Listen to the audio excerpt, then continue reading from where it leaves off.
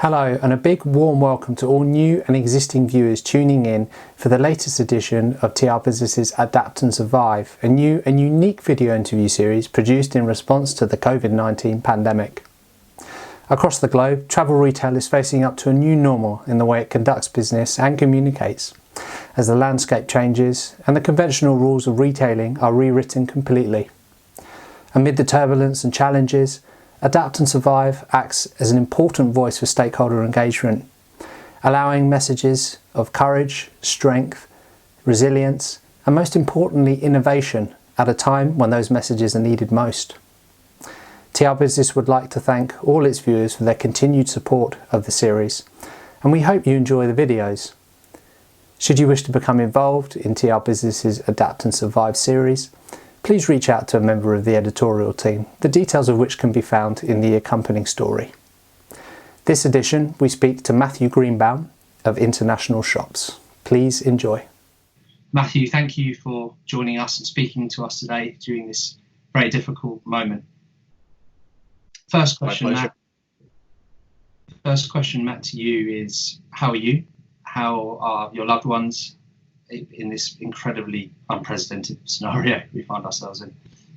I first of all, thank you for having me. I really appreciate your interest in our company, and I'm really happy to speak to somebody and see somebody. So thanks for making time for me. I think having had plenty of time to consider everything these past few weeks, I think now the shock is over. A few weeks ago, after President Trump made his announcement that service to European-bound flights was going to be suspended, I mean, for us, at least here in the States, that's when we realized this was a real crisis, and we were in shock, and a lot of emotions came out the next few days. But in the week since, we have now. For us, we've mapped out a good path to come back to something that resembles normal. So we're feeling better about that. But I think we've all come to the realization that this is going to be a long, it's going to be a long road back. And, there's just a lot of gravity that comes with that. And, it's just it's a tough time. It's a tough time, and everybody's trying to stay positive, and we're doing our best, but we all have our moments. I know I have my moments, but ultimately we do believe there is a road back, and we are hopeful. And what's the situation, Matt, currently with the international shops? Your staff, a lot of them trying to work from home. Is that possible? What's the staff? The staff at international shops, it's a bunch of heroes. The people that we have in our company, they're amazing people. I always knew that to a point, but you learn so much about people. Unfortunately, these I wouldn't want to redo this experience, but from this experience, I'm seeing that we have some amazing people in our company, and it's just incredible. But unfortunately, a lot of the folks at the airport now are not working. The stores are generally closed, so we're keeping most of the staff on furlough, and we're communicating with them as much as possible to just try to kind of let them know what's happening and when they could expect to come back. Unfortunately, we don't know the answers to a lot of those questions, but we have a handful of staff that are that are still working, and like I said, they're superstars. They're stepping up. They're generally working from home. The corporate staff is working from home. The warehouse is still operational on a very limited basis, supplying the few operations that we have open. And there's still folks that are at the airport working where we can. So a lot of heroes in our company, unbelievable people, great attitudes, and it's just I feel extremely blessed to have these people in our company. Obviously, the situation in the US appears to be deteriorating day by day. It's very, very sad what's going on. For your operations at JFK in particular, can you just paint a bit of a picture of the impact that this has caused, if you can? I know they mentioned there that some of the operations have stalled. Give us a bit of a picture. Yeah, I mean, I think New York seems to be at the epicenter of the crisis in the U.S.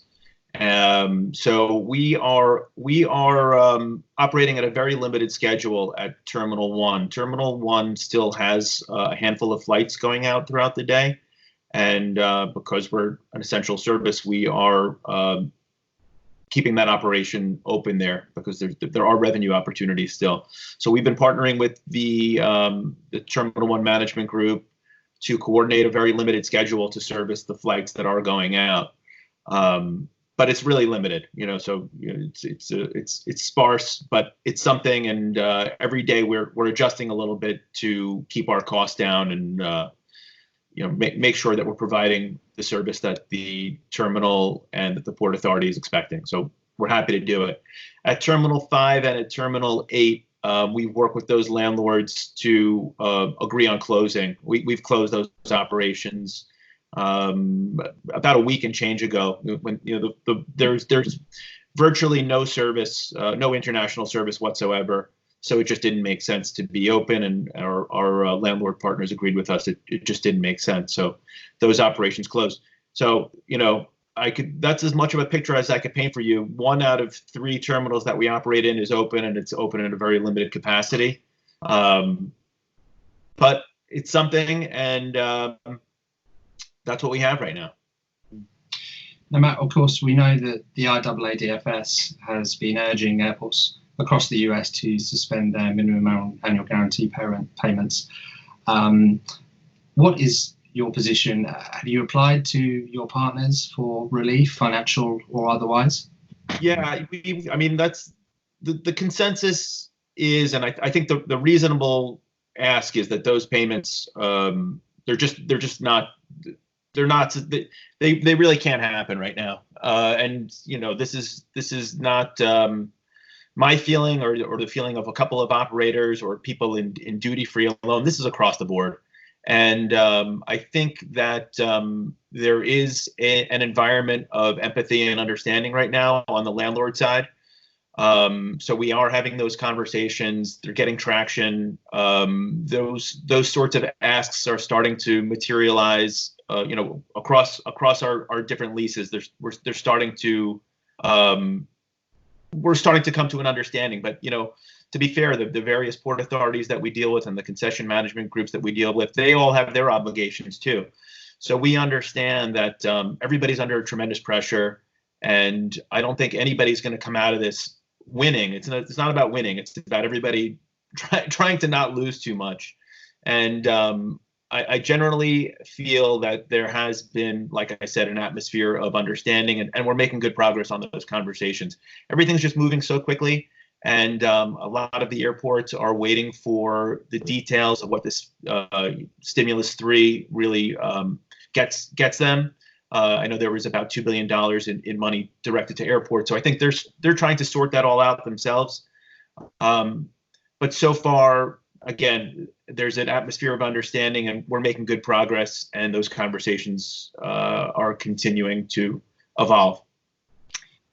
Matt, you touched on the road to recovery a bit earlier, and obviously it will be a long road to recovery. We all know that.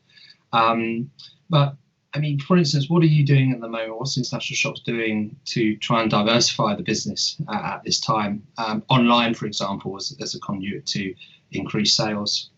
Yeah, I think International Shops, at least in the U.S., I think we were a little bit ahead of the curve in terms of pre-order and our online presence in general. I think we have a pretty robust digital footprint.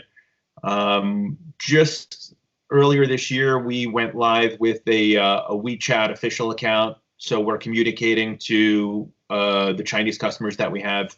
And that's helpful. We're broadcasting to those folks before they get here or while they're traveling to the airport. But the truth is, we are still in, I'll call it triage mode right now. And as much as we started putting a little bit more brain power into how we could develop and evolve, but right now we're focusing on just getting through these next few weeks and months. Because all that, all of the digital stuff is great, but we need the airport to be open.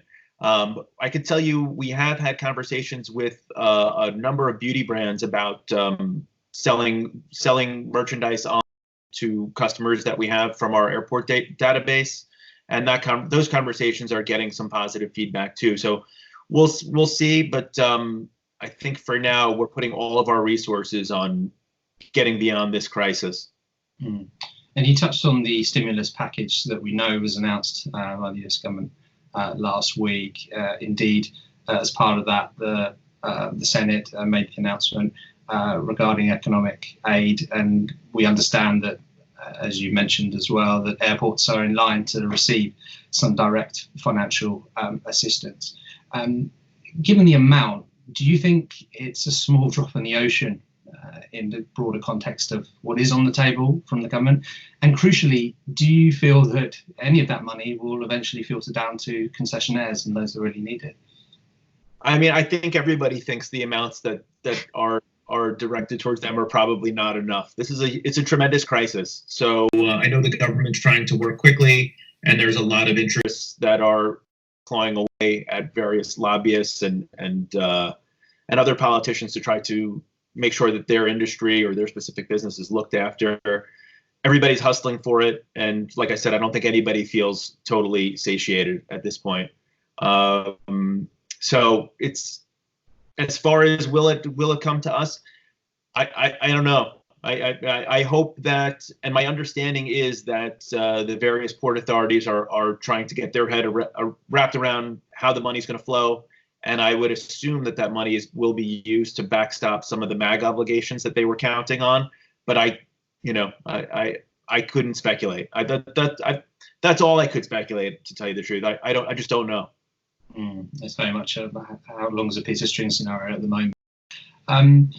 Matt, the industry has weathered a number of seismic challenges over the past 2 decades, not least of all 9/11. Whilst we find ourselves in entirely different circumstances, quite what impact has COVID-19 had on your operations in comparison to the 9/11 terrorist attacks in the immediate aftermath? Yeah, it's a good question, and keep in mind you're talking to an operator that's based at JFK Airport. That's, so we were at the epicenter of 9/11, and we're all ownership and the corporate employees. We're all New Yorkers, so 9/11 left a deep scar in all of us. So even with that in mind, quite honestly, this is a whole nother level. This is like an order of magnitude beyond what 9/11 was. 9/11 was shocking and awful, and but it was over on 9/11. That shock was the one day, and it was over.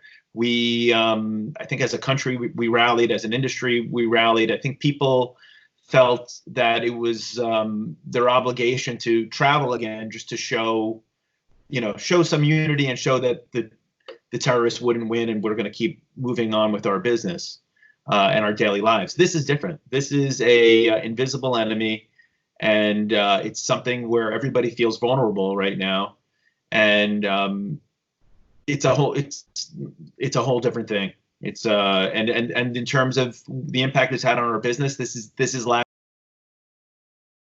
deeper. And again, the one of the hardest things is we just don't know quite when it's over, and then what does the recovery start to look like. So this is materially darker and worse, at least on an economic front for us. Both issues are human crises, obviously. Matt, just final question then. Our viewers are obviously searching for messages of strength and optimism, if there are some messages of optimism to be shared, and indeed we have had many messages of optimism emerge in the past few weeks, particularly since we've begun this series. Is there a final message you'd like to share with your partners at this time? Yeah, I mean, I would just like to extend my gratitude and the gratitude of our company to our suppliers, our business partners, our landlords, and most of all, our employees. I mean, I have touched on it earlier, but our employees have been nothing less than extraordinary. We've had some great support from our suppliers, just in terms of extending terms or coming up with promotions for us to try to move merchandise, at least while the stores were open. but they remain flexible with us. Everybody seems to understand that this is a massive crisis, and it's interesting to see how people react. And like I said, it's been tremendous to see how some people and some organizations react, and most of that's very positive. So I'm really encouraged to see the sort of partnership that we're getting from all stakeholders. So I think everybody should be. I know for me that's been my experience, and I'm very grateful and appreciative of all that support. It's really, I feel very blessed to have it. And I think we all know this is not going to last forever. This is a dark time, but I think we're talking about weeks and months and not years and years. And as a people, as a society, I think we've been through way worse things, and there's even now there's way worse things that people are suffering with than navigating this. So I think we just need to keep focused on this is not forever, and we'll look forward to good days to come, because they're going to come.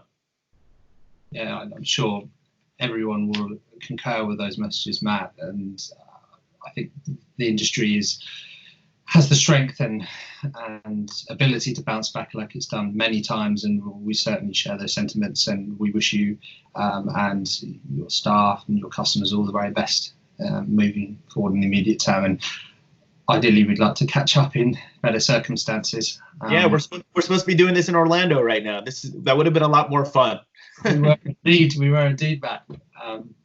But look, thank you so much for speaking to me today and sharing your perspective and your voice. It's incredibly important, and best of luck in the immediate term with your endeavours. And we will catch up very, very soon. All my very best. Totally my pleasure. Thank you for the time. Keep the faith.